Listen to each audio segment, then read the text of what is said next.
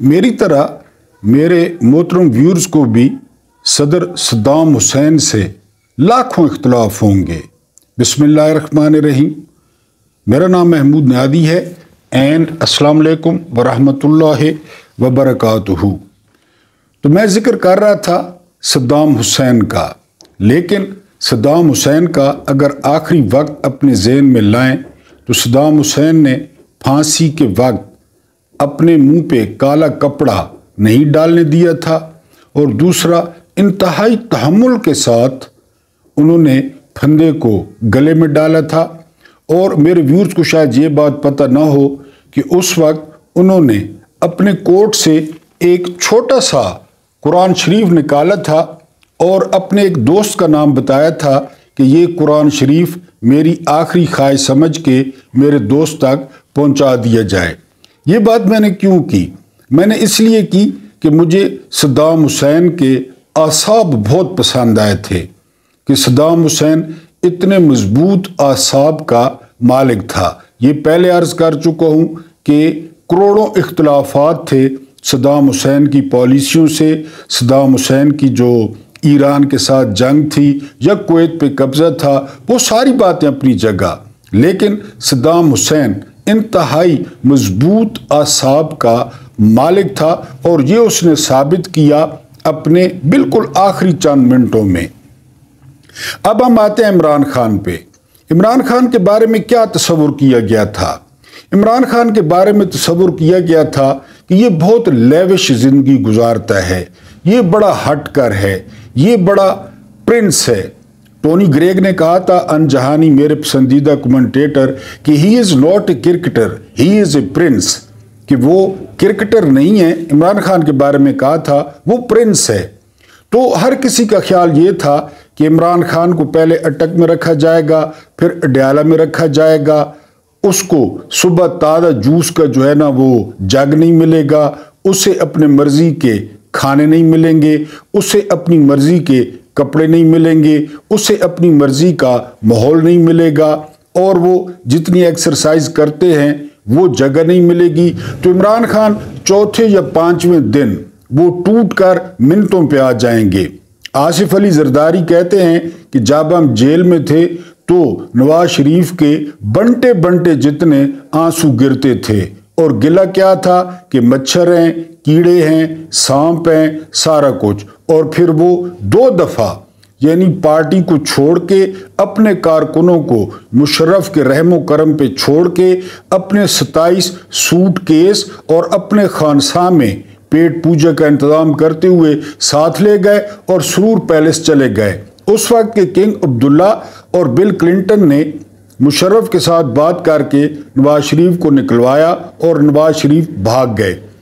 तो यहाँ निज़ाम के ज़हन में था कि इमरान खान बमुश्किल 1 हफ्ता, 2 हफ्ते, 3 हफ्ते, और पहले से बकवास शुरू कर दी गई थी। कोई कहता था कि खान साहब को केन लेते हैं, कोई कहता था खान साहब चरस लेते हैं, कोई कहता था कि खान साहब हशीश इस्तेमाल करते हैं, लेकिन वो सारे दावे उस वक्त गलत साबित हुए। और एक बार फिर इमरान खान ने लोगों को हैरान कर दिया, जो उनकी आदत है। उन्होंने वर्ल्ड कप जीत के लोगों को हैरान किया था, उन्होंने शौकत खानम बना के लोगों को हैरान किया था, उन्होंने नंबल यूनिवर्सिटी बना के लोगों को हैरान किया था, तो उन्होंने फिर हैरान कर दिया और वो इंतहाई इत्मीनान से जेल में चले गए, जेल में अपने शब रोज़ गुजारने लगे। आज की जो ख़ास बात है वो ख़ास बात ये कि काफ़ी अरसे बाद अखबार नवीसों से उनकी बातचीत हुई है और उन्होंने कहा है अपनी बातचीत में कि 90% जो फ़ौज है वो मुझे वोट देगी। यानी फ़ौज से मुराद है कि उनके घर वाले या जो दूसरे उनके अफराद हैं ख़ानदान के, वो मेरी सपोर्ट करेंगे। यानी इस बयान ने मज़ीद जो है वो धुएं निकाल दिए हैं इस सिस्टम के, इस निज़ाम के। जो तवक्को करके बैठा था کہ جی خان صاحب جو ہے وہ منتیں کریں گے، خان صاحب ترلے کریں گے، اور ہم کیونکہ آپ دیکھیں نا، صبح سے آپ ٹی وی دیکھیں، رات تک دیکھتے رہیں، آپ سوشل میڈیا دیکھیں، آپ یوٹیوب دیکھیں، جس طرح میں بھی لاگ کر رہا ہوں، آپ کو ساری کی ساری چیزیں وہ ایک شخص کے گرد گھومتی نظر آئیں گی، اور اس شخص کا نام ہے عمران خان۔ حتیٰ کہ آج نیوزی لینڈ میں واقع ہوا کہ میچ کے دوران ایک لڑکے نے عمران خان کی تصویر لہرائی تو پوری جو لائیو نشریات آ رہی تھی ان کو کٹ کرنا پڑا۔ آپ خوف کے لیول کا اندازہ کریں کہ یہ پی ٹی وی جو ہر مہینے ہم سے 35 روپے لیتا ہے، ان کے باپ کا ہے یا ان کی ماں جہیز میں لائی تھی پی ٹی وی، کہ یہ ایک اکثریت کے لیڈر کو وہ دکھانے کے بجائے انہوں نے نشریات ہی کٹ کر دی۔ یعنی اتنا خوف ہے، اور پھر باتیں کرتے ہیں کہ ہم یہ کر لیں گے، ہم وہ کر لیں گے۔ لڑیں نا اپنی کارکردگی پہ الیکشن، اور لڑیں اپنے منشور پہ الیکشن لڑیں، کھلا میدان دیں، پھر پتہ چل جائے جنہوں نے 40 سال بربادی پھیلائی، تباہی پھیلائی، ان کو اپنی سیاسی اوقات کا پتہ چل جائے گا۔ ان کے جو مددگار ہیں، جو نظام ان کے ساتھ جو ہے نا وہ ملا ہوا ہے، جو ان کے ساتھ پولیس ملی ہوئی ہے، جو ان کے ساتھ عدالتیں ملی ہوئی ہیں، تو آپ مقابلہ کرنے دیں، پھر آپ کو پتہ چل جائے گا کہ کون کتنے پانی میں ہے۔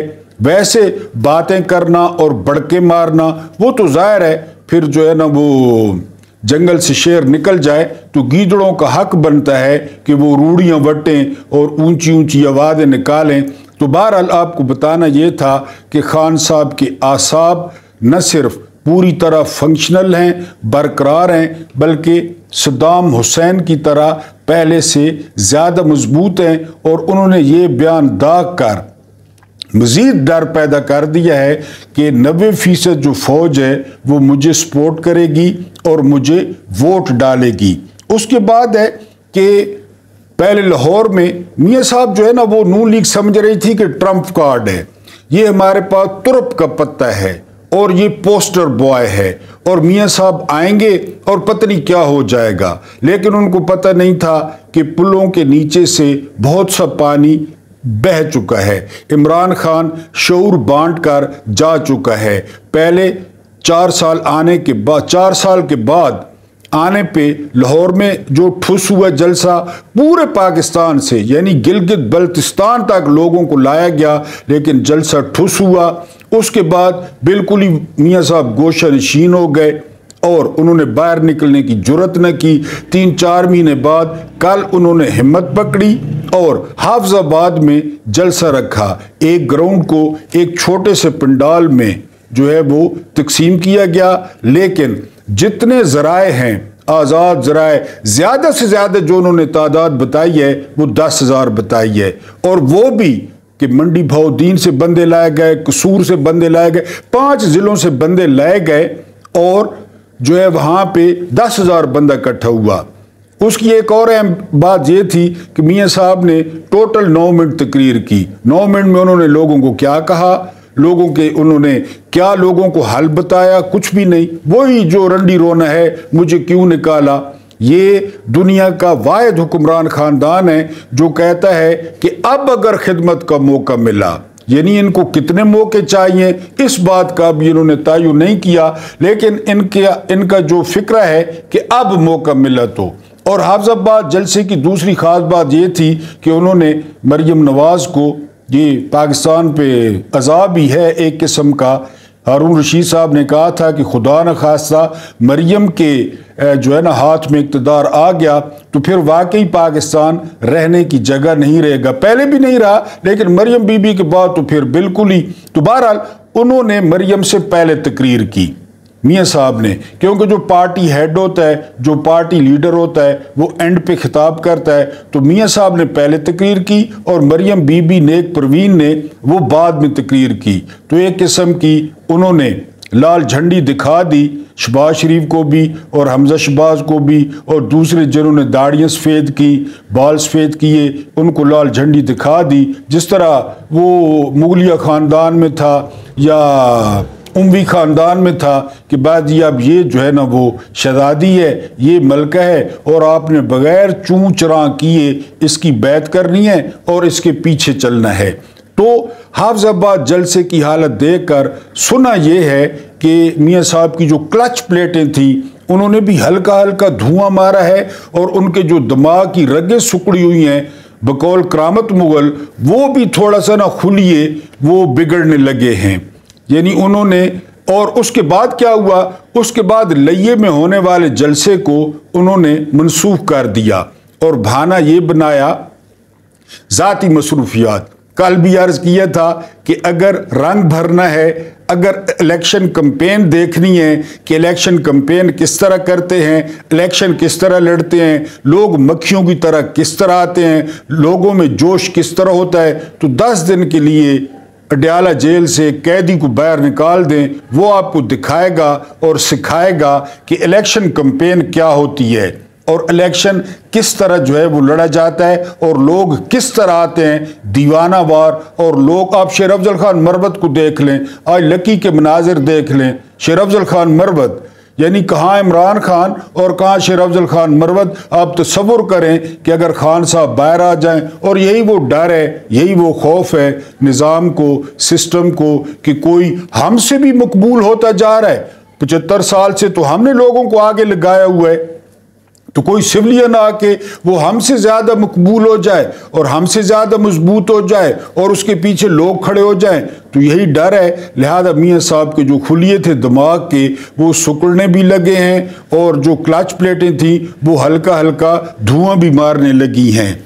इसके बाद अब एक और मुतालबा ज़राए कह रहे हैं, विचले ज़राए कह रहे हैं कि अब जो मुतालबा है वो ये कि ऐसे बैलेट पेपर छापे जाएं जिन पर ऑलरेडी जो है वो शेर पे निशान लगा हुआ हो, मोहर लगी हुई हो, वरना दूसरा कोई हल नहीं है। क्योंकि इन्होंने कहा था ना कि साड़ी गल हो गई है, तो जहां पे इन्होंने बात करनी थी ना, जिनके दिलों में नफरत है, जिनके दिलों में इनके लिए गजब है, जिनके दिलों में इनके लिए हकारत है, बात उनसे करनी थी। लेकिन इन्होंने बात जाकर गलत स्टेशन पे की है। और बार बार अपने मोहतरम व्यूअर्स को बता चुका हूं कि एक हद होती है।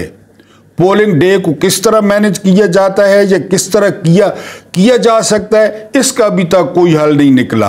आपको याद दिलाते चलूं फिर कि 17 जुलाई को यही निज़ाम था, यही सिकंदर सुल्तान राजा था, यही फस्तायत थी, यही जुल्म था, यही जबर था। लेकिन 20 में से 17 सीटें जो है वो पीटीआई ने जीत ली थी और परवेज लाई वो वजीर आला बन गए थे। तो अब भी उसी तरह है, क्योंकि पोलिंग डे जो है वो मैनेज करना वो किसी के बस में नहीं। कल भी आपको मिसाल दी थी कि आप 10 बंदे या 20 बंदे वोट डालने आते हैं, उसमें से किस तरह रिकग्नाइज करेंगे, पहचानेंगे कि ये नून लीग को वोट देगा या ये इस्तेकाम को वोट देगा, ये पीपल्स पार्टी को वोट देगा या ये पीटीआई को वोट देगा। और आपके पास हर जुल्म का जो बदला लेने का मौका है वो है 8 फरवरी, अगर इलेक्शन होते हैं। क्योंकि मुल्क अफवाहों की जद में है। कभी कहा जा रहा है कि मेरे लजीज हम वतनों की गूंज सुनाई दे रही है, कभी कहा जा रहा है कि जी 3 साल के लिए इलेक्शन रोक दिए जाएं, एमरजेंसी लगा दी जाए, और वो जो सिविलियन DGISPR है वो कामरान खान, जिसको बड़ा शौक है और शायद इसको कभी DGISPR लगा भी दिया जाए, वो कह रहा है कि ये जो मुआशी तरक्की है, ये जो मुआशी इस्तेकाम है, कौन सी तरक्की, कौन सा इस्तेकाम, वो आपके सामने है। इसको बरकरार रखा जाए, इलेक्शन न कराए जाए, सिक्योरिटी पे तवज्जो दी जाए। और फिर ईरान ने भी चवल मार दी, वो भी आपके सामने है। ईरान ने अंडर एस्टिमेट किया जो है वो पाकिस्तान को, और ईरान का जो भरम बना हुआ था वो भरम भी उन्होंने सत्यानाश किया अपने भरम का, तो उन्होंने भी जो है ना वो लुच तल दिया। तो अब ये बातें की जा रही हैं कि चूंकि सिक्योरिटी के प्रॉब्लम है, चूंकि सिक्योरिटी नहीं दी जा सकती इलेक्शन को, लिहाजा इलेक्शन 3 साल के लिए मुलतवी कर दिए जाएं। मैंने आपको बताया ये चारों हुकूमतें और काकड़, वो नून लीग की एक्सटेंशन है, वो पीपल्स पार्टी की एक्सटेंशन है, वो मौलवी की एक्सटेंशन है। मौलवी की मौजें लगे हुए हैं KPK में, उसका समधी गवर्नर है, उस गवर्नर का बेटा मेयर पेशावर है, तो उनको तो सबके काम हो रहे हैं, प्रोटोकॉल भी मिल रहा है, पुलिस भी, सारा कुछ। पीटीआई के लोगों को उठाया जा रहा है। आज मेरा ख्याल है या कल वो कास्टर साहब का वजीर, उनको 4 बंदों ने वो जो है टांगों से और बाजू से पकड़कर घसीट के लेके जा रहे थे। तो इनका तो यही दिल है कि क़यामत में से 2 दिन रहते हो तब जाकर वो इलेक्शन हो। शायद लोग इनकी ज्यादती भूल जाएं, शायद लोग 16 महीनों का जुल्म भूल जाएं, शायद लोग 16 महीनों की महंगाई भूल जाएं और ज्यादतियां भूल जाएं। लेकिन इमरान खान ने शऊर बांट दिया है। ये नफरत का इस्तियारा बन गए हैं, ये गज़ब का इस्तियारा बन गए हैं। लोग इनकी शक्ल नहीं देखना चाहते। इलेक्शन आज हो, कल हो, 2 महीने बाद हो, शिकस्त और इबरतनाक शिकस्त और बदतरीन शिकस्त वो इनका मुकद्दर है। और एक दफ़ा फिर बताते चलूँ अपने व्यूअर्स को कि 8 फरवरी इन खानदानों से, इन माफिया से जान छुड़ाने का आपके पास सुनहरी मौका है। 8 फरवरी को निकलें और इतनी बड़ी तादाद में निकलें कि इनसे धांधली करना जो है वो नामुमकिन हो जाए। बहरहाल अब ये मुतालबा करने वाले हैं कि जो बैलेट पेपर इलेक्शन कमीशन छाप रहा है उस पे ऑलरेडी शेयर पर मोहर लगी हुई हो और सिकंदर सुल्तान राजा से कोई बैद नहीं है। जिस सतह की वो चाकरी कर रहा है, जिस सतह की वो गुलामी कर रहा है, तो कोई पता नहीं है कि वो ऐसे ही बैलेट पेपर छाप दे जिन पर पहले शेयर पर मोहर लगी हो। तब जो है, क्योंकि नवाज शरीफ को अकेला छोड़ा गया रेस में, फिर भी वो सेकंड आ रहा है। कोई सूरत नहीं है, लोग उनका शक्ल जो है देखने के रवादार नहीं है। बहरहाल जिनसे बात करनी थी उनसे बात उन्होंने नहीं की और जिनसे नहीं करनी थी उनसे उन्होंने बात की, तो इसका अंजाम यही होना था। यह आपका अपना डिजिटल प्लेटफॉर्म है। वीडियो अच्छी लगी हो तो लाइक ज़रूर किया करें, बार बार अर्ज कर चुका हूँ। लाइक नहीं करते तो कमेंट ज़रूर किया करें। दूसरा, इस YouTube फैमिली को बढ़ाने में और फैलाने में इस खाकसार को सब्सक्राइब करें। और बकौल बाबा अशफाक साहब, अल्लाह पाक आप लोगों को आसानियाँ अता फरमाए और आसानियाँ बांटने की तौफीक अता फरमाए। एंड मुझे बर्दाश्त करने का बहुत बहुत शुक्रिया।